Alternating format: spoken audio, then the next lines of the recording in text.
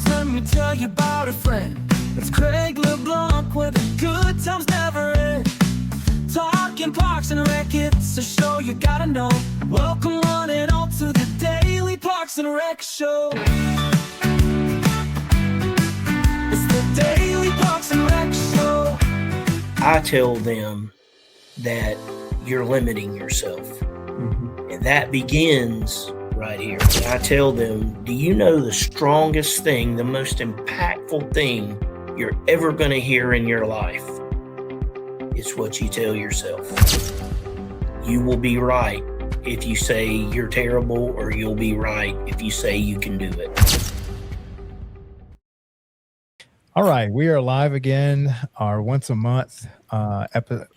Actually, Thomas, I don't know if you know this, but Sherry just said this is officially her favorite episode.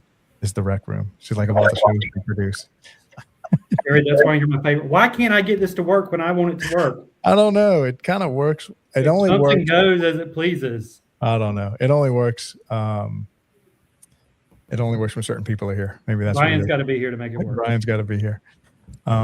Okay, so every second Wednesday of the month, 1:30 p.m. Eastern, we produce a show called The Rec Room that highlights Henry County, Georgia, and how they run parks and recreation. And they are setting the bar extremely high, and certainly deserve the title of the best run parks and rec department. And if not, good luck unseating them, because they're doing such a great job. But before we get started, thanks to Henry County, Georgia, and so many other guests on the show, we crossed recently our 400th episode, and we're already on episode 429. So that means we're coming up on our 500th episode. And y'all are the voice of parks and recreation. And so without our show guests and people like Thomas, who's constantly sending us new people to interview, we really wouldn't even have a show. So shout out to everybody that's recommended names to come on the show and share their story with all of America and Parks and Rec. So we'll play that promo. And then also Outdoor Link has been one of our biggest sponsors of the show. They help cities become smart cities. And so just like you have a smart home, that the lights come on and the air conditioner pops on and the garage door opens, you can make your whole city a smart city and control your lights, your water fountains, your bathroom door locks, basically anything that runs on electricity. And you can do it all from a smartphone from wherever. Even if you're on vacation and somebody leaves the lights on, you can turn them off. That way you're not having to send people out there. And so big shout out to Outdoor Link. Couldn't do it without y'all. They help pay the bills. So Jovi, why don't you run those two spots, and then we'll come and start our conversation with Henry County, Georgia. It didn't start with a studio or a big budget or a perfect plan. It started with belief that stories matter, belief that voices deserve to be heard, belief that community is powerful. What began as a single conversation has grown into something far bigger than us. Today we pause, we reflect, and we say thank you. To our guests, thank you for showing up, for being honest, for trusting us with your stories and letting the world hear them. To our partners and sponsors, thank you for standing with us when the vision was still taking shape. Your belief gave this network its foundation. And to our audience, the ones who listened, who watched, who shared, who believed. You didn't just support DPRS Media Network, you built it. This past year changed everything. We grew our shows, we raised our standards, we reached new communities, and we told stories that needed to be told. From parks and recreation to sports, youth, technology, and culture. We learned something important. Growth isn't about numbers, it's about impact. As we grow, our mission becomes clear. Our mission is to create media that matters, media that educates, media that inspires, media that connects people through honest, human storytelling. To spotlight the people, the programs, and the ideas shaping parks, recreation, sports, and the future of our shared spaces. And our vision is bold. We envision a media network that doesn't just document the world, but helps shape it, where local voices spark global change, where communities see themselves reflected, and where media is a force for good. The future ahead is bigger than any single episode. More voices, more stories, more collaboration, live events, original films, deeper conversations, and a growing community united by purpose. From episode 1 to episode 400, thank you for believing when it was hard. Thank you for staying when it was uncertain. And thank you for walking this journey with us. This is DPRS Media Network, built by community, driven by purpose, powered by stories. And we're just getting started. In today's parks and recreation industry, communication, safety, and efficiency go hand in hand. That's where Outdoor Link comes in, delivering smart technology that empowers city departments and community planners to do more, smarter. Outdoor Link's platform connects and automates everything that keeps your parks running smoothly, from lighting and locks to signage, water features, Wi-Fi, and digital advertising. Control and schedule park lights for safety and energy savings. Remotely manage facility access. Update digital displays in real time. Coordinate fountains and splash pads. Provide public connectivity. And even run community or sponsorship campaigns on digital screens.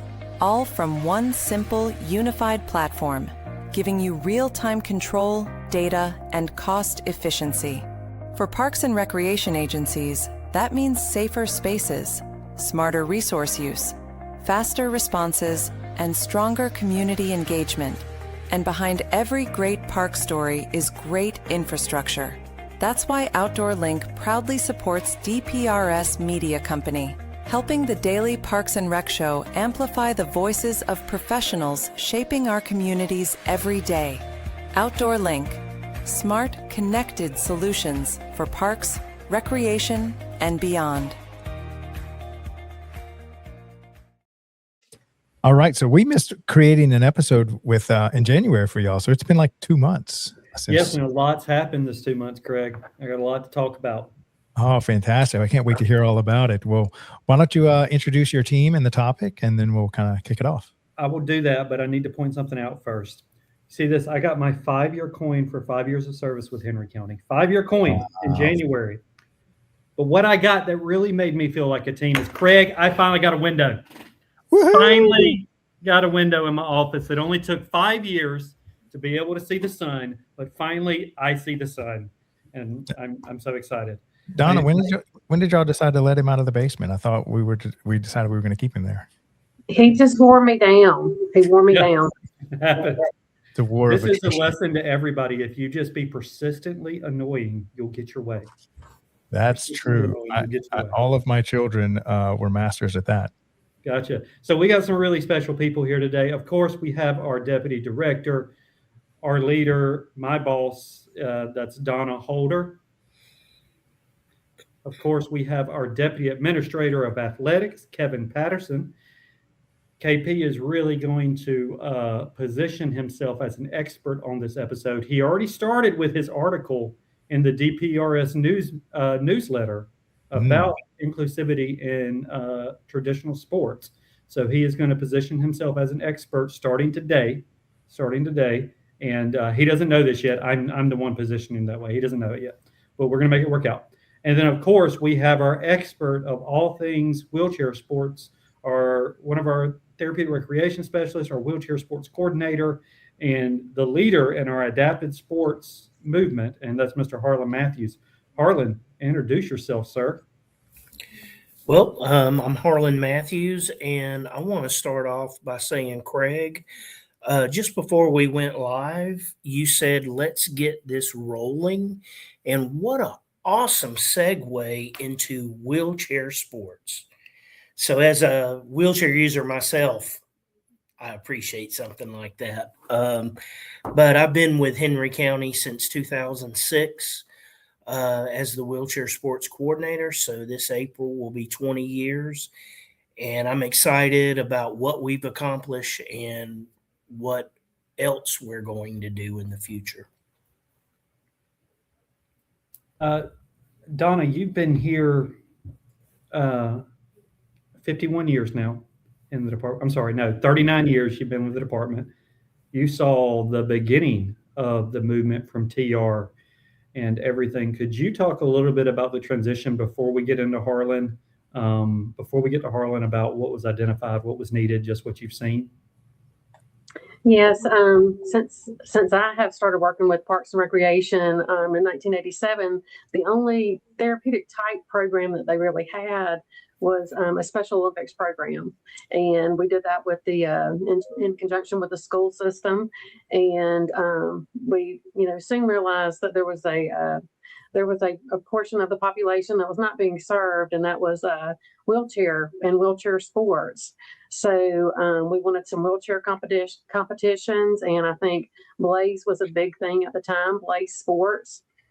So we tried to incorporate that into part of our therapeutic recreation program after we started a therapeutic program with our department. That was the next thing I think that we took on. Harlan, tell us a little bit. So you partner with the school system now, but is that how it's always been? Start from the beginning. We're going back to what, 2012 or is it 2015? So I was hired in 2006, and 2006. I'm sorry. Wow. Okay. it was a Blaze Sports program then, specifically. And then in 2007, we were contacted by the school system and an organization called, they use the acronym ASP, AAASP, and they are the school-based wheelchair sports program. It's recognized through GHSA, so it is school-based sports, but using wheelchairs. And so we partnered with the school system and began playing interscholastic sports in January of '08. And we were told then that they didn't recommend we start with basketball because they said it's the hardest. Well, you don't tell Harlan that.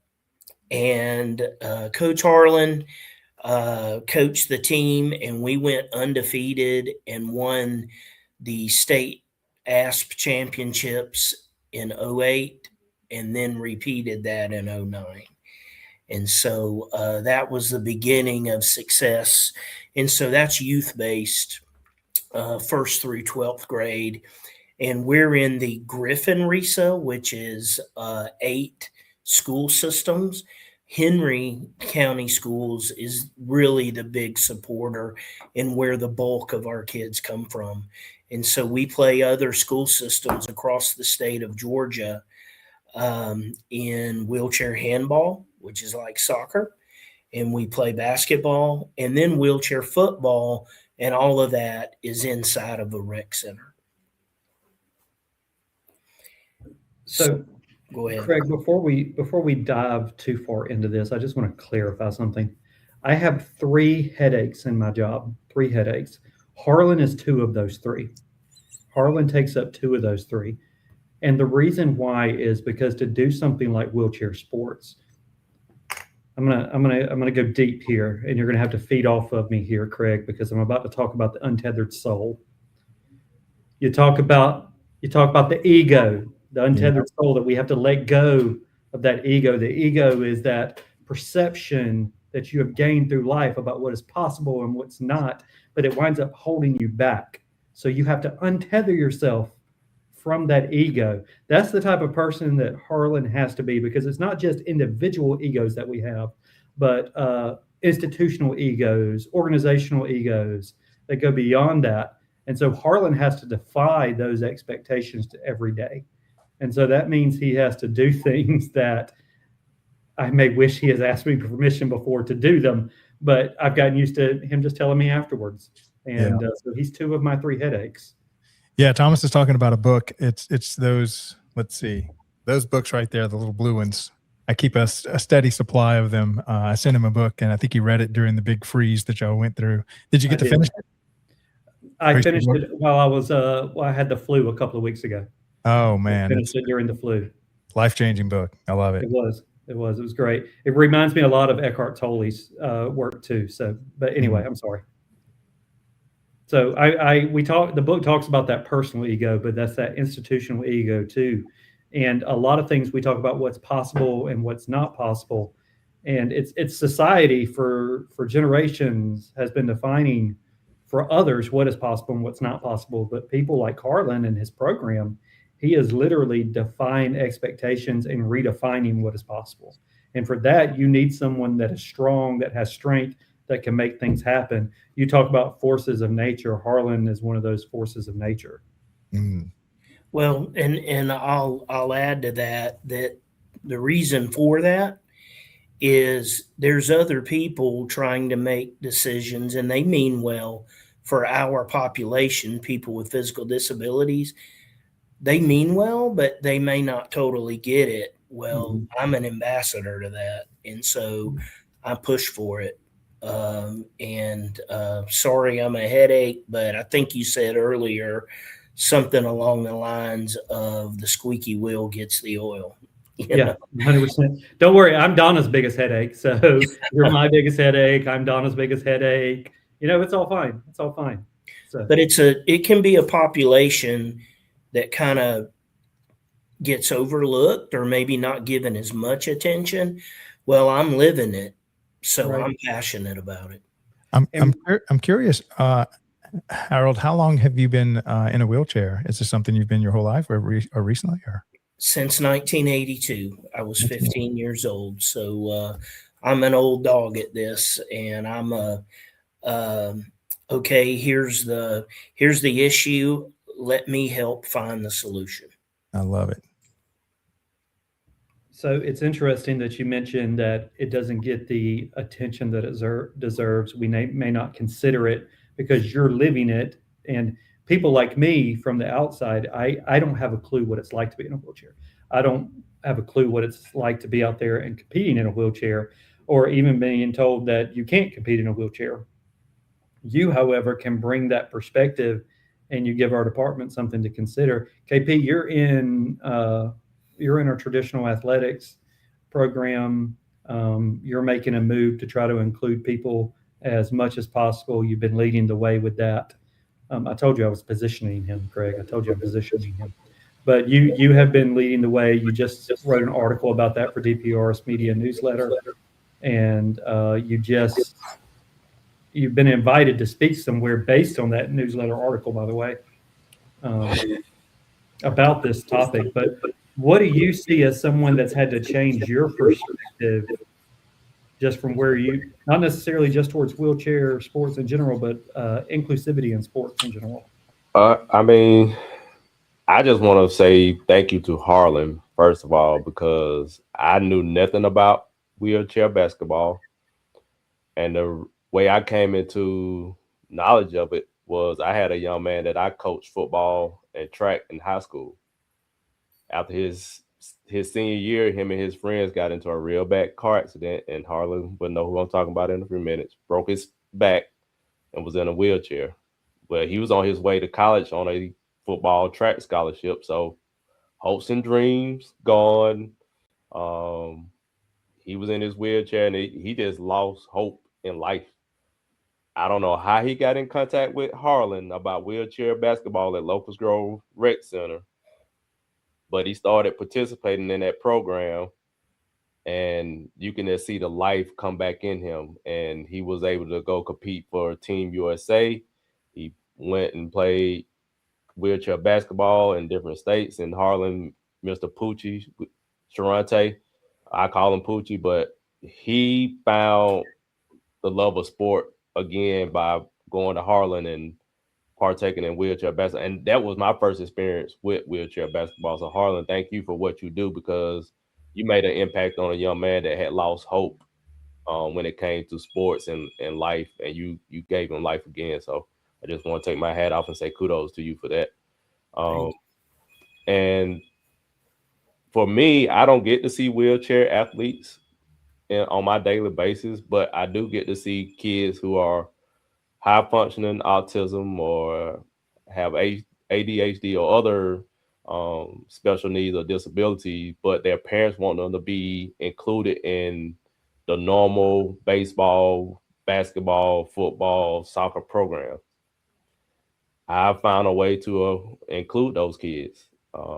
They may not be in their appropriate age groups as far as age group goes, but they are in a group that allows them to function and to function successfully and to be a part of a group that they want to be a part. They don't want to be excluded. They don't want to be labeled. They want to be part of a program. And I've had the opportunity to witness this in basketball as well as baseball and football, where kids who are high functioning with autistics and other special needs have been able to participate in our youth sports program, and it's been a blessing. It's been a challenge because, of course, you have coaches who don't understand. Like Harlan said, they don't understand. They don't get it. But I try to speak with the parents. I speak with our association, and I get with those coaches and say, "Hey, here's what this kid's ability is. Let's work with him to make sure that he has the best experience possible." Parents have thanked me. We've gotten letters written thanking us for allowing their kids to participate in our program. And I just see this continue to grow.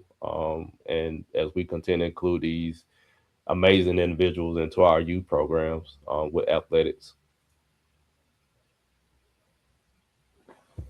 So there's something that I really want to highlight about what you just said. And a lot of agencies, we may not realize that there's an opportunity to serve people that we're not serving unless it's been brought to our attention. And that requires a shift in agency culture, especially among a lot of our smaller agencies that may not realize that it is accessible for them to do that. It is accessible for them to serve people that may be left out, but it requires a perspective shift, and that perspective shift comes from people like Harlan, who has a different perspective, has a different situation than when I may, and then he uses his advocacy ability to change how I view things, and it requires the department to be open to that. Harlan.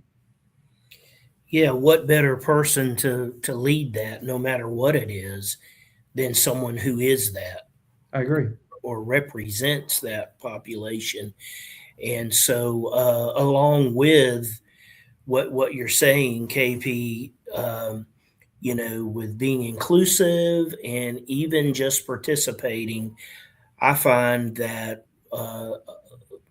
beyond trying to, because I represent something that can be out of someone's comfort zone with a disability. And so I have to, me using a chair, I can persuade them a little more than someone who isn't. And Right. then, of course, the biggest people to convince are parents.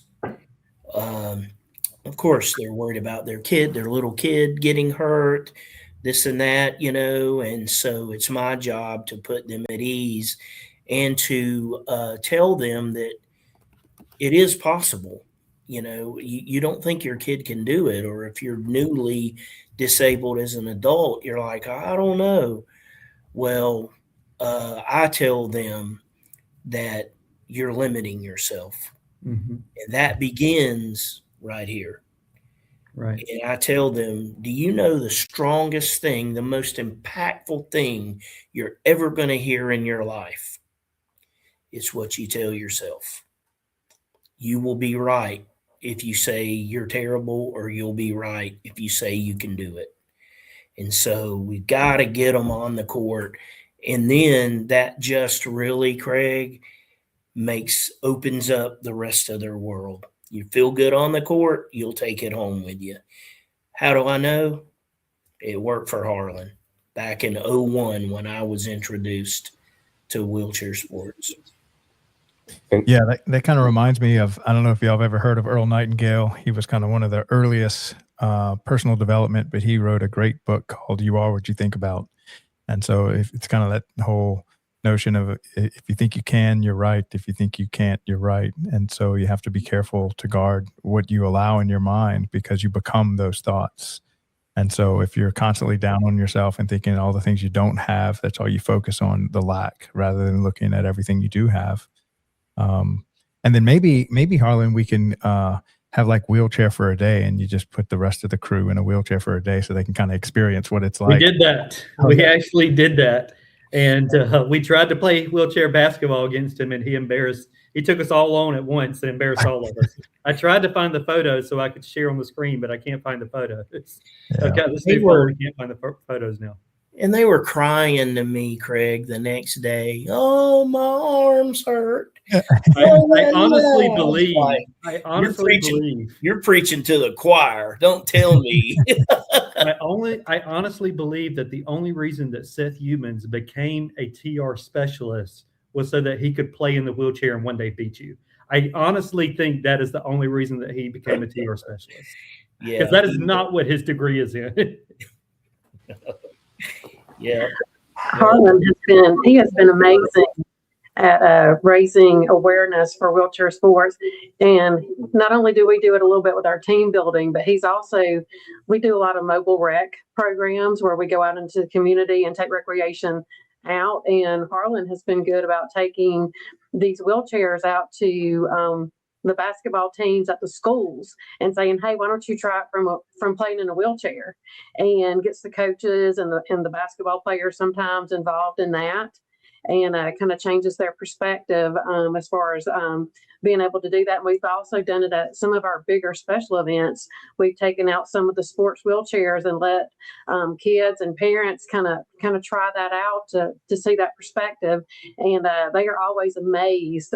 There's always a line trying to do it, and they're just amazed at how everything works. So he really brings a lot of awareness to wheelchair sports that way, and he does it in a very fun way. They don't even realize it because they're just having fun. And I've seen my girls, go to our rec centers and they'll see the wheelchairs in the storage room. They're like, can we play for a minute? And, the basketball team's just excited just to be able to have that experience. And it warms my heart because they get that perspective. And hopefully, they will carry that with them and be proactive in other situations where wheelchairs are involved. But Harlon is also great at not only coming up with all these programs, and he's a huge supporter and starter of our annual America's Wheelchair Tennis Tournament. And not only did he help us start that program, he was like, Don, I'll even handle just about all the fundraising that goes with it.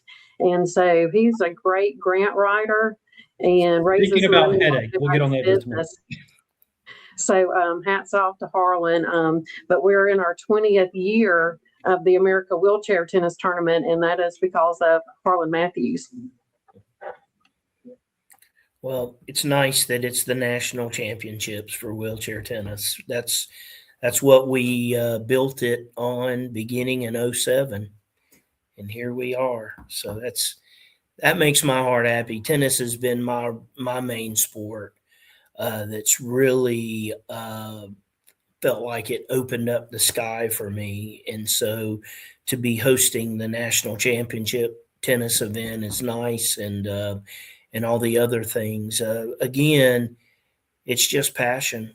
I feel like I know I'm doing it from the heart, because I feel like this is what I'm supposed to be doing. And before we go to break, Craig, because I know you got to take a break in just a second, but I want to point out something really quick. We were talking about headaches. Every year after this wheelchair tennis tournament, every year since I've been in this position, Harlon has been concerned about funding and the budget for this wheelchair tennis tournament. I'm going to say once and for all, live on the air, recorded, Harlon, we're going to fund this. It isn't going anywhere. That being said, keep fundraising. You're doing a great job. Thank you. We need to add the flyover this year for the opening ceremonies. I did not say that. That is not what I said. I said funding the tournament. I didn't say anything about funding a flyover. I can jump out of the helicopter. I know that's just a joke. I promise. But yes. Risk management would kill me. I'm not going to have you jumping out of the helicopter.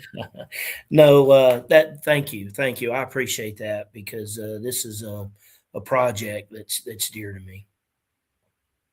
Yeah, you should just jump and worry about the landing later. Craig, I do not need you adding to this. I'm already going to have to go to finance because I just announced on air that we're going to keep funding it. And now I'm going to have to go to risk management too. I Right. think 20 grand for 20 years is a great start, Thomas. I think we should stop talking about this and take our break because I think you're 30 seconds away from needing to take a break, right? I'm Yeah. pretty sure this would be a great time to take the break. This is a great time to take a break here. Okay, so the two promos that we have, and I wanted to create this for the Georgia Parks and Rec Association, but we just hadn't got our team there yet. But IRPA was the first recipient of an actual little highlight reel and a thank you for everything that we did up in Chicago a couple weeks ago. And so we're going to play a little quick promo for that. And then one of our latest shows is the Athletes Commute with host Jordan Ziff, and in collaboration with Her Sports. And so Jordan is a very gifted former soccer athlete that played at the highest level for the country of Brazil. And Brazil takes soccer to a whole nother level. If you know anybody from Brazil, they eat, live, and breathe soccer. So Jordan, imagine if you had a really famous or a professional female athlete, and you get to pick them up on the way to practice or on the way to the game and talk about how they kind of prepare for that. So that's kind of her concept there, and we love helping her with that.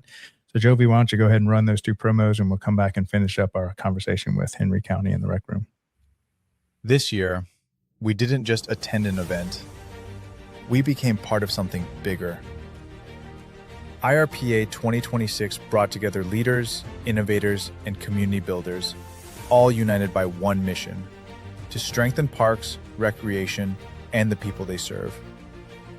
For DPRS Media Network, it was an honor to join IRPA 2026 and take part in meaningful, real-time conversations, capturing stories and amplifying voices that matter.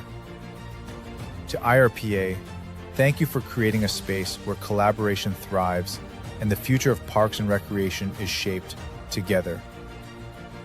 We extend our deepest gratitude to Amelia and all our partners who made these live interviews possible. IRPA 2026 wasn't just an event, it was a reminder that when communities connect and stories are shared, impact follows. From all of us at DPRS Media Network, thank you, IRPA. Thank you, partners and sponsors.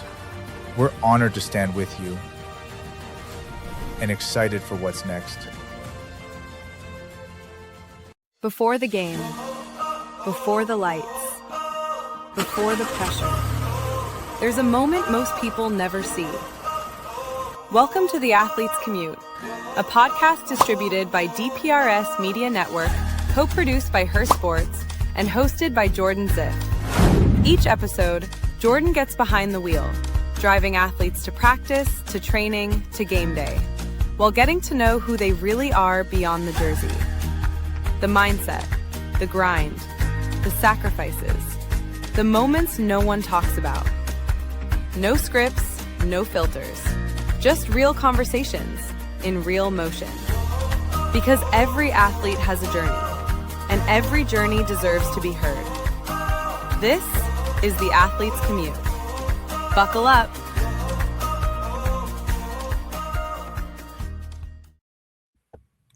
Whoa, the Athletes Commute. I'm excited about that.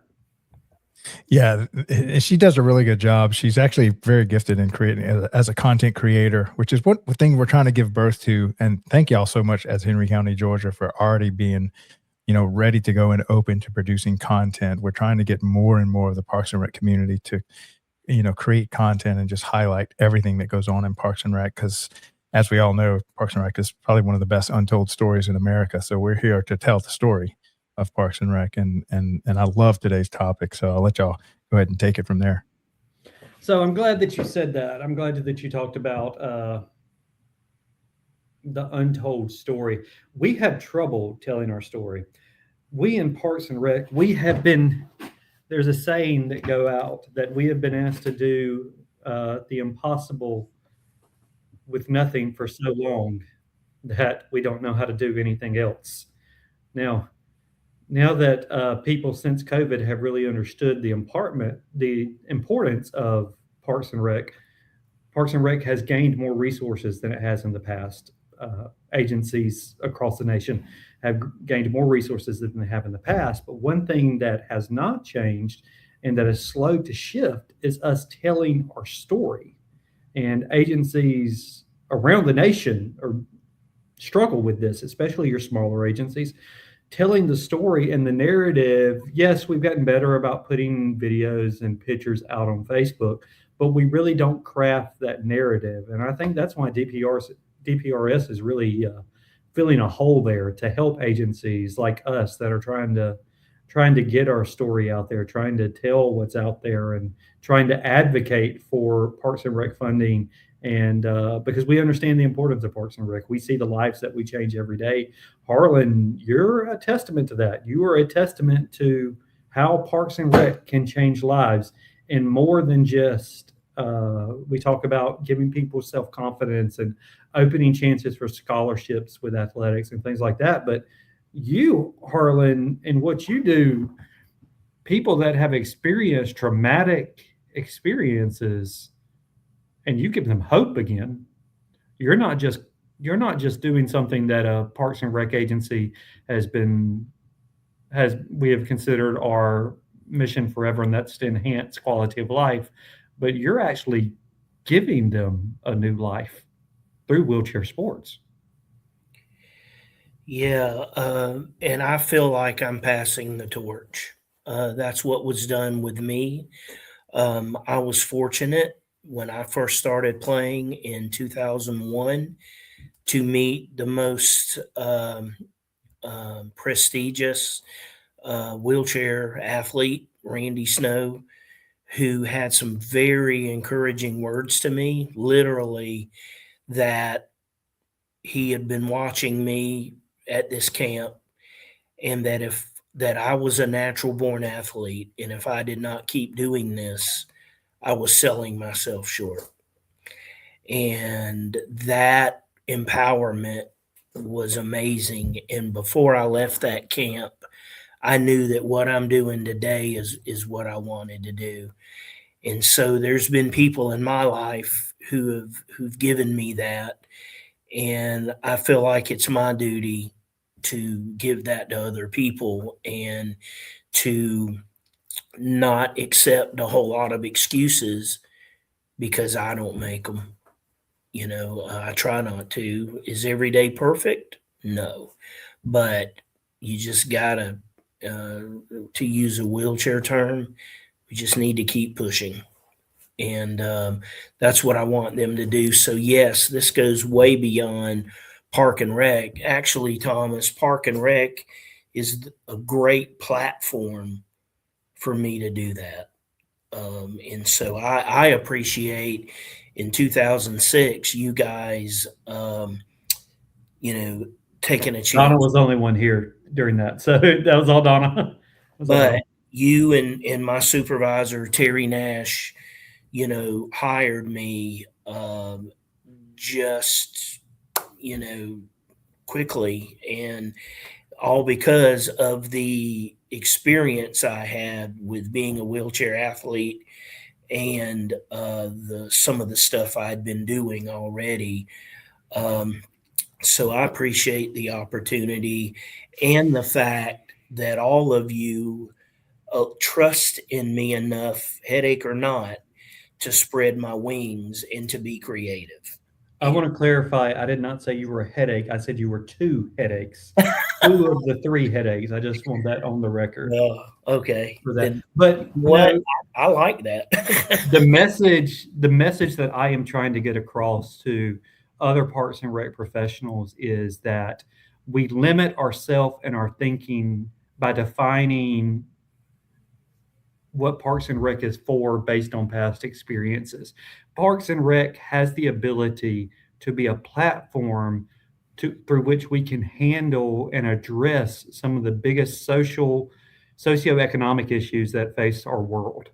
And Parks and Rec can go into communities, can bring people together, can get people to come to them greater than many of the other government organizations can do. We have the reach and the ability of government, but we look different than other agencies.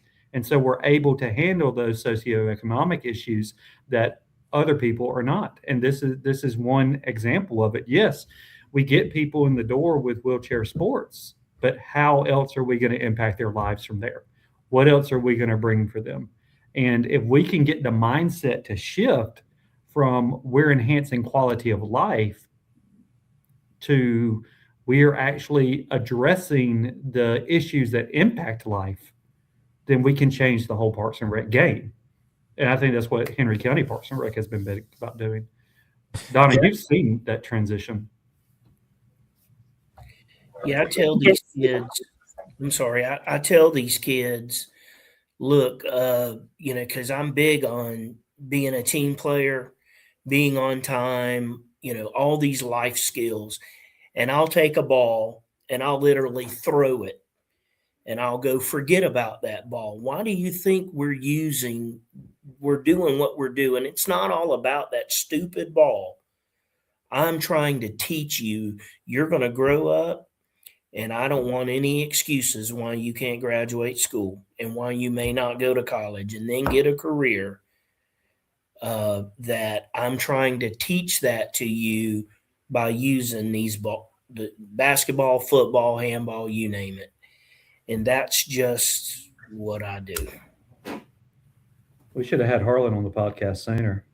Yeah, I was thinking he would be a great guest for our Youth Sports Mastery show every Thursday, just talking about youth sports and from the perspective of wheelchair community. And it's crazy that the episode I just recorded at 12 noon with Rian Anthony was from South Africa, and he was telling me about his idol was Nelson Mandela and how he fought for the rights of people to just have a equal opportunity. They didn't really want a handout, just like let us have an equal playing field, and it just rolled into his career in Parks and Rec, which is all about making sure that there's no part of our community that's left out, that there's something for everybody, and that they can participate, and there's not something standing between them and that participation.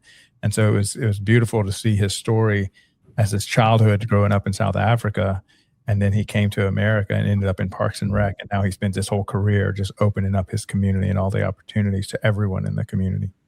That's awesome. That's awesome. Donna, I interrupted you a second ago. I'm so sorry, but we were talking about the transition that you have seen in Henry County Parks and Rec, and there are different aspects of diversity that we don't consider, communities that we leave out. But before I get into that, Donna, just the transition you've seen. I'm sorry. You're sorry. Because I interrupted you earlier. Oh, okay. No, that's just part of doing the podcast. But no, I'm very appreciative of the fact that we have a therapeutics recreation division, and that it appeals to so many different people and organizations and collaborations around our community. Harlan is great about partnering with the school system, partnering with other organizations, partnering with. He has a huge volunteer following to help him out with our sports programs and our wheelchair tennis tournament. And he just does an amazing job of pulling the community together. And we were talking about the aspects of diversity. So Dr. Remy Epps, when I met with her, she's the director of City of Decatur. By the way, she's somebody you should definitely have on the podcast. She is the director of the City of Decatur. And when I met with her, when she first took over the City of Decatur, I am the GRPA district commissioner, and I try to meet with all the directors in the district. I've been working on that for 1.5 years, and I haven't made it all the way through yet. But when I met with Dr. Epps, she was telling me about the different domains of diversity, the different types. And there are elements of diversity we don't consider. For example, when we create our program, are we aiming that program towards a nuclear family, or are we aiming it towards a single mom? Does that single mom have the same chances to get involved in that program as the person that's from the traditional nuclear family? And that's an aspect of the diversity that we don't consider. But we can dig even further into that. We talk about our ADA standards and trying to make sure that we reach the ADA standards. And that's great, and that we should, but do we lump all disabilities together? And that can be anything from a physical disability to an intellectual disability. I have an intellectual, technically, I have an intellectual disability. Does that, but is my disability considered? Is it being, are the programs being geared to that person that has that developmental delay like I do? And are we leaving that person out because we're not considering that aspect of diversity? And sorry, Harlan. I was going to tell you that I'll go back again to, if you do not have people that completely understand that, whether it's a parent of a child or a brother, what have you, but if someone has not already been living that, it's really hard to think about that. Yes. With example, mine's orthopedic impairments, but with autism and the Special Olympics, cognitive side of things, that's not my expertise, and I might not think about it. However, I've been exposed to it, Sure. by working here. So if someone's not living it in some capacity, it's really hard to think about that. It is. When I look back on my early life, when I first got out of college, and it took me growing older and going through a lot of experiences to really adapt to how society does things. And don't get me wrong, everybody goes through that to a certain degree. But if you have an executive function impairment, society is inherently not geared towards you, and you have to learn to function otherwise. Had there been a group there to help me understand that, it wouldn't have been 3 decades before I figured out what was going on with me. I used to think, when I first started with Henry County, I thought it was great. We have a wheelchair sports, we have TR, and don't get me wrong, it is good. Therapeutic recreation, it is good.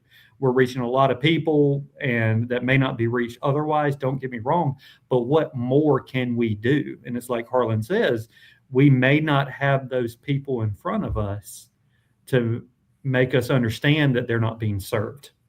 We know that wheelchair sports is a thing that we need to do. We have Harlan leading that way, but what are we missing? What are we missing? And that's something that we as an agency and other agencies have to consciously make an effort to. What are we missing?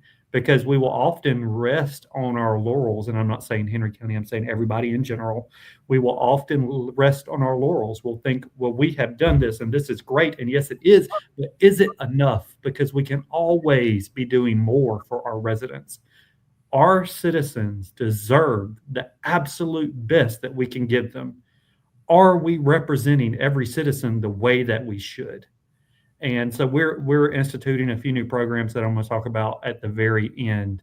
But I want to go back to KP again and KP's perspective just from the athletics, the traditional athletics experience. I mean, for traditional, I think the difficult part of including these individuals into traditional sports is, one, you're dealing with volunteers who are afraid, don't, as Harlan said, don't understand the disability that these kids have or where they're at on the spectrum or what they're dealing with. And second is the parent. Some parents want their kids to be involved. Then you got other parents who are like, no, they're scared of, they're frightened, they're terrified that their kid gonna get hurt, gonna be judged, gonna be bullied. So how do we tie all those together to create a positive environment that these kids and these volunteer coaches and these parents can feel like, hey, I belong, I'm supported, I have the resources. That's something we have to continue to grow and develop within our programs. I always, when someone comes to me saying they want to participate and they tell me what their kid is dealing with, I try to understand what they're good at, what can they do, what's their comfort level, and gain an understanding of their disability. And once I get that information and I understand it, I then try to relay it to, if it's the youth associations and their volunteers, hey, this is what we're dealing with. How can we incorporate this kid into the program? Going back to baseball, a kid had been playing baseball. It was his time to move up to the next age group. The mom and the coach that was coaching them felt like I don't think that's a safe thing to do. Whether youth association, well, I don't want to get backlash because I have this kid that's older playing in this younger age group, and he reached out to me for advice. I said, do a practice. Have the mom, the kid, and the coach he used to coach with, and the coach in the next age group bring out their kids and just have a practice. See how the kid does. See how the kids interact with them. See how he does hitting, catching, feeling like, and then use that as a metric of, hey, yeah, this kid can function at this age group, or no, let's put this kid back down for another year to keep him safe, to keep him comfortable, to keep him in a positive environment before transiting it. And they did it. They found out that, hey, he's not ready to move up because of the skills and the development and the more fast paced at the age group. They kept him out, and it was a positive experience all the way around. So it just helping parents and volunteer coaches, and we deal with youth associates, understand that scope of spectrum that these kids and these parents are dealing with, to incorporate them into the program so that it is a positive environment. But like Harlon said, you have to understand what they are dealing with and how to manage it to incorporate it and to deal with it on a positive level. Yeah, KP, along those lines, we have standards of how we do things, and we have rules, and it has to be this way and it has to be that way. There needs to be flexibility, like you did. That young man needed to play down because maybe cognitively or physically it would be unsafe for him. And so I touched on earlier that I have to convince parents who are worried about their little son or daughter. So I'm going to come clean about how I tricked them. You ready for this? I just want to point out, from communications perspective, Henry County Parks and Recreation does not advocate tricking anyone. Okay, here's my method. When there's the parents unsure, I invite them to a practice, and I'm like, just come and watch. Just come and watch. And so we're practicing, and I look over, and that kid is just all lit up. And I go over and I say, what do you think about this? They're like, yeah. I'm like, you want to try it? And I already have a chair sitting in a corner waiting on them. And we put them in the chair. And when they're moving around faster than they can, faster in a sports chair than their regular everyday chair, they're moving around, they're laughing, they're having fun. And you look over at mom, and what's mom doing, KP? Crying because their child is moving, and they didn't. Henry County Parks and Recreation also does not advocate making fun of parents crying. I'm not making fun whatsoever. The views and thoughts of the guest on this panel is not necessarily reflective of Henry County Parks and Recreation or Henry County Board of Commissioners. So these parents are emotional because they're watching their child move, and so they just become sold, So that's what I'm saying. And I've seen this firsthand from Harlon, because I coach in our youth basketball program, and we practice where our therapeutic program is at. And Harlon is practicing as my players and parents are arriving for our practice. So we get to watch his kids practice, play, and see the parents. And exactly what he's saying about those kids' eyes light up when they're in their chairs and they're going up and down the court, practicing and getting prepared for their games for the upcoming weekend. And it's amazing how my kids that I coach, they sit and they watch, and they in awe, like this is a sport. Like, they don't get to see it all the time. So when they see it, it's like these kids are playing basketball just like we playing basketball. Like, it's very enlightening. And I've seen exactly what Harlon said about parents coming for the first time. And the first time is because his kids that are 4 and 5 year veterans, they go to that kid like, did you have fun? You coming back? Like they encourage the kid that's new to come back, and if they have fun, his kids will stick around and try to practice with me half the time. But it is a joy to watch him work with those kids when I come down to that rec center and get ready for my basketball practice, to see him work with those kids and those kids out there practicing, to see the smiles on those parents' faces, to see that their kid are part of a program that is helping them, and it's a very positive environment. So we need to put a couple of your young men in wheelchairs. Yeah, hey, we're up for it. Let's go. Okay. We'll do it. I get in one myself. And so guess what? I will be KB? there to film it. Guess what? What's that? That's inclusivity, isn't it? That is. How about that? So I do want to point out something right here. I keep looking out my window right here, and that's because it's really dark and cloudy outside. I just realized my windows are tinted. And that's why it looks dark and cloudy. Just realized that my windows are tinted. So that's why you keep seeing me look to the side right here. I know that was off the train of thought. But one thing I want to end us with, because we only have a couple of minutes left, and one thing that I want to end us with is that we can't just rest on our laurels. We have to constantly be looking for ways to improve and to serve more people and to be there for more people. And that requires listening. Requires listening. Unfortunately, even if you create focus groups, you're not going to be able to capture everybody's thoughts and opinions. So you're going to have to be opening to try new things. Not everybody is going to be an athlete like me. I am a naturally born athlete. Harlon said he's a naturally born athlete. They're not going to be natural athletes like me and him. And so you're going to have to do other programs. Maybe you become a chess player like KP and Donna, and not an athlete like me. And they're just different things that we have to be able to do to change what we're offering. In every situation, we're not going to be able to have people meeting us. We have to meet them where they're at. And so a couple of things that we're doing, and some great examples, if you're out there and you're listening for ideas and being open to connect things, our watering can program, for example, an admin assistant brought that to us. We're starting a neurodivergent social club at North Mount Carmel Park, at North Mount Carmel Rec Center, that is built just on coming and building different Lego projects. That's it.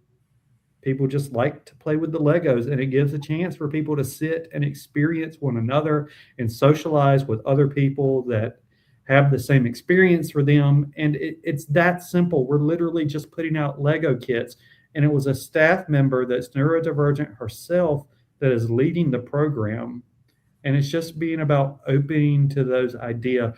We're about to start deaf programming. One of our staff members who was training to be an interpreter brought this program to us. We're about to start deaf programming, in which it's simple. We're just going to play a movie with the ASL translation. And again, it's giving a place for people to come and sit with each other and just be with one another, and help them realize that their government,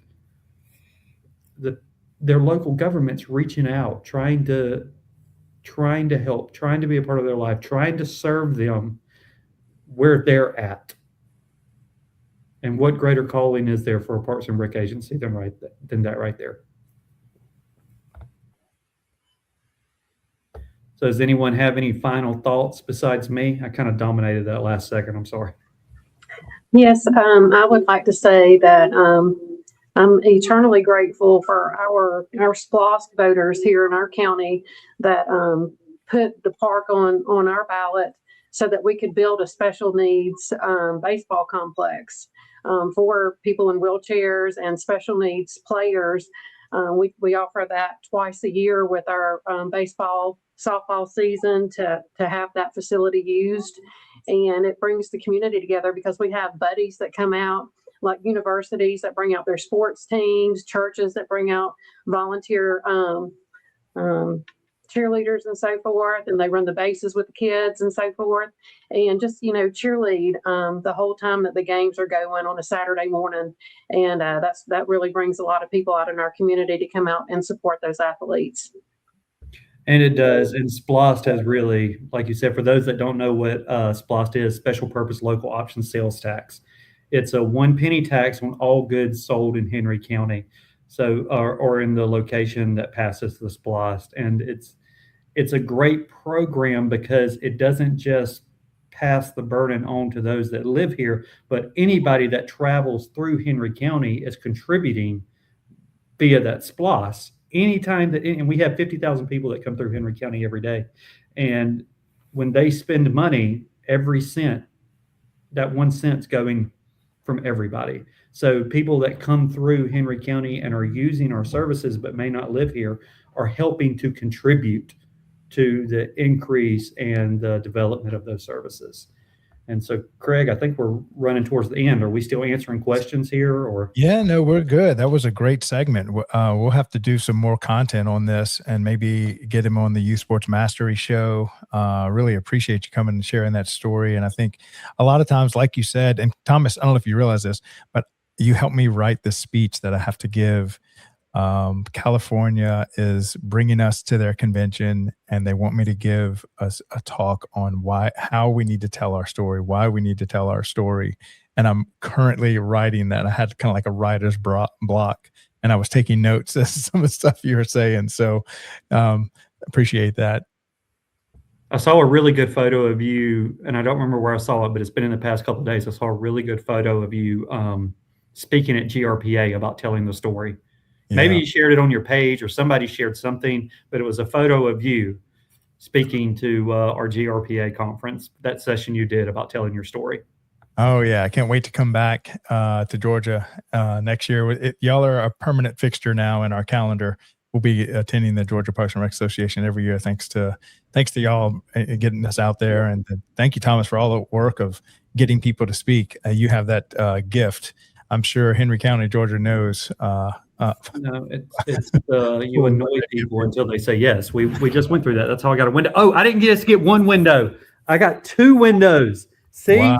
There's a value in annoying people. Just keep annoying people and you will get your windows. That's it. Well, thank y'all so much for the audience for listening. And I appreciate Henry County, Georgia for helping us to create this content for the Parks and Rec community. And we will see y'all again next month, second Wednesday of every month, 1:30 p.m. Eastern, for the Rec Room with our co-hosts, Henry County, Georgia. Appreciate you guys. Thanks a lot. Jovi, you can go ahead and run those spots. Thank you. Yep. Yeah, take care. On the Daily Parks and Rec Show, we bring you the real stories of tomorrow's professionals. People shaping the future, one idea at a time. Meet the very first DPRS interns to officially host their own segment. Aidan Tierney and Michael Morrow. With curiosity, passion, and a fresh perspective, they're stepping into the spotlight to lead meaningful conversations with today's rising leaders. The Young Professionals Network takes you inside the journeys, challenges, and major wins of young individuals making their mark across industries. From first jobs to bold ventures, every story fuels growth, ambition, and innovation. Each episode brings real conversations, fresh perspectives, and impactful insights created to motivate the next generation of professionals. Whether you're just starting out, exploring new paths, or figuring out your next move. Tune in to the Young Professionals Network every Thursday at 5 p.m. only on the Daily Parks and Rec Show. Don't miss it, because your next big idea might be one story away. Are you a vendor, brand, or service provider ready to connect with the heartbeat of local communities? At DPRS Media Co., we tell the stories shaping parks and recreation across America. Through podcasts, live streams, videos, and newsletters, we reach frontline leaders, city directors, and decision makers every single week. From youth sports and facilities to programming and policy, our audience is your audience. Sponsoring or partnering with DPRS Media Co. puts your brand in front of the professionals who build, budget, and buy for their communities. Launching a new product, growing your presence in public spaces, Targeting cities, counties, or departments, DPRS is your trusted media partner. Whether you're in software, turf, aquatics, robotics, smart cities, or special events, partnering with DPRS puts your brand in the story. With commercials, interviews, social campaigns, newsletters, and live shows, we're your media team. Partner with us and grow your impact in the $200 billion Parks and Rec industry. DPRS Media Co. Stories that move Parks and Rec forward. Your audience is here. Let's meet them.